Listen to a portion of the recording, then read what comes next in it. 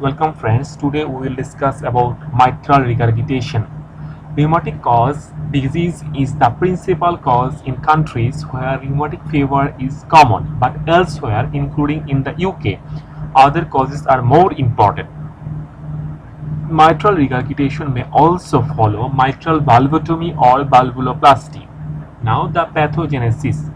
Chronic mitral regurgitation causes gradual dilatation of the left atrium with little increase in pressure and therefore relatively few symptoms. Nevertheless, the LV dilates slowly and the left ventricular diastolic and left atrial pressures gradually increase as a result of chronic volume overload of the left ventricle. In contrast, acute mitral regurgitation causes a rapid rise in left atrial pressure because left atrial compliance is normal and marked symptomatic deterioration. Now, what are the causes of mitral regurgitation? The causes are mitral valve prolapse, dilatation of the left ventricle and mitral valve ring, example coronary artery disease, cardiomyopathy, damage to valve cusps and chordae in rheumatic heart disease, endocarditis, ischemia or infarction of the papillary muscle, and myocardial infarction. Here the diagram shows first heart sound is soft in mitral regurgitation. First heart sound is soft and there is presence of pansystolic murmur which is heard best at apex and left sternal edge with diaphragm and radiates to axilla. There may be presence of S3. This echo feature shows a transesophageal echocardiogram shows mitral valve prolapse in diagram A with one leaflet bulging towards the left atrium, and diagram B shows a jet of mitral regurgitation on colored Doppler. Here shows a dilated left atrium and dilated left ventricle. Now mitral valve prolapse. This is also known as floppy mitral valve and is a common cause of mild mitral regurgitation. Some cases are thought to be due to a developmental abnormality of the mitral valve and others due to degenerative myxomatous change in a normal mitral valve. Rarely, mitral valve prolapse may occur in association with Marfan syndrome. In its mildest forms, the valve remains competent but bulges back into the left atrium during systole, causing a mid-systolic click but no murmur.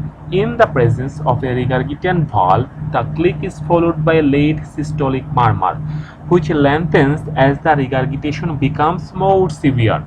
A click is not always audible and the physical signs may vary with both posture and respiration. Progressive elongation of the chorda tendineae leads to increasing mitral regurgitation, and if chordal rupture occurs, regurgitation suddenly becomes severe. This is rare before the 5th or 6th decade of life. Mitral valve prolapse is associated with a variety of typically benign arrhythmias, atypical chest pain, and a very small risk of embolic stroke or transient ischemic attack. Nevertheless, the overall long-term prognosis is good. Other causes of mitral regurgitation. Mitral valve function depends on the chordae tendineae and their papillary muscles. Dilatation of the LV distorts the geometry of these and may cause mitral regurgitation. Dilated cardiomyopathy and heart failure from coronary artery disease are common causes of so-called functional mitral regurgitation. Endocarditis is an important cause of acute mitral regurgitation. Now the clinical features. Symptoms and signs depend on the underlying cause and how suddenly the regurgitation develops. Chronic mitral regurgitation produces a symptom complex that is similar to that of mitral stenosis, but sudden onset mitral regurgitation usually presents with acute pulmonary edema. The regurgitant jet causes an apical systolic murmur which radiates into the axilla and may be accompanied by a thrill. Increased forward flow through the mitral valve causes a loud third heart sound and even a short mid-diastolic murmur. The apex beat feels active and rocking due to left ventricular volume overload and usually displaced to the left as a result of left ventricular dilatation. Now the investigation. Echocardiography is a pivotal investigation. The severity of regurgitation can be assessed by Doppler, and information may also be gained on papillary muscle function and valve prolapse. An ECG should be performed and commonly shows atrial fibrillation as a consequence of atrial dilatation. Cardiac catheterization is indicated when surgery is being considered.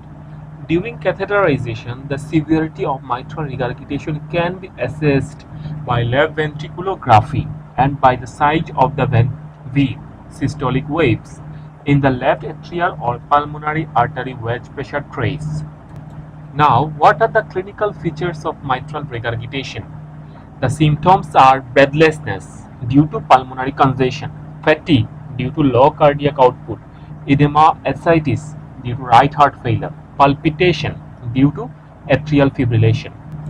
Now signs: atrial fibrillation due to atrial dilatation, displaced apex beat due to cardiomegaly, auscultation, apical pansystolic murmur due to regurgitation of blood from left ventricle to left atria, soft further sound, valve due to valve does not close properly, apical S3, rapid flow of blood into left ventricle, and crepitations, pulmonary edema, and pleural effusions due to left heart failure, and right ventricular heave due to pulmonary hypertension, raised jugular venous pressure due to right heart failure, and edema due to right heart failure.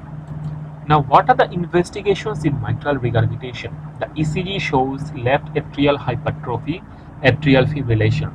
Chest X-ray shows enlarged left atrium, enlarged left ventricle, pulmonary venous congestion, pulmonary edema if acute.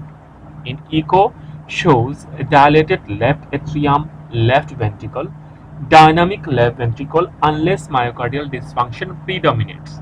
Structural abnormalities of mitral valve. In Doppler echo detects and quantifies regurgitation. In cardiac catheterization, we can see dilated left atrium, dilated left ventricle, and mitral regurgitation, pulmonary hypertension, and coexisting coronary artery disease. Now the management. Mitral regurgitation of moderate severity can be treated medically with diuretics and vasodilators. Digoxin and anticoagulants should be given if atrial fibrillation is present. If systemic hypertension is present, it should be treated with vasodilators such as ACE inhibitors or ARBs, since high afterload may worsen the degree of regurgitation. All patients should be reviewed at regular intervals, both clinically and by echocardiography. Worsening symptoms, progressive cardiomegaly, or echocardiographic evidence of deteriorating left ventricular function are indications for mitral valve replacement or repair. Mitral valve repair is now the treatment of choice for severe mitral regurgitation even in asymptomatic patients because results are excellent and early repair prevents irreversible left ventricular damage. Mitral regurgitation often accompanies left ventricular failure associated with coronary artery disease. If such patients are undergo CABG surgery, it is common practice to repair the valve and restore mitral valve function by inserting an annuloplasty ring to overcome annular dilatation and to bring the valve leaflets closer together. Unfortunately, it can be difficult to determine whether it is the ventricular dilatation or the mitral regurgitation that is the predominant problem. If ventricular dilatation is the underlying cause of mitral regurgitation, then mitral valve repair or replacement may actually worsen ventricular function as the ventricle can no longer empty into the low pressure left atrium.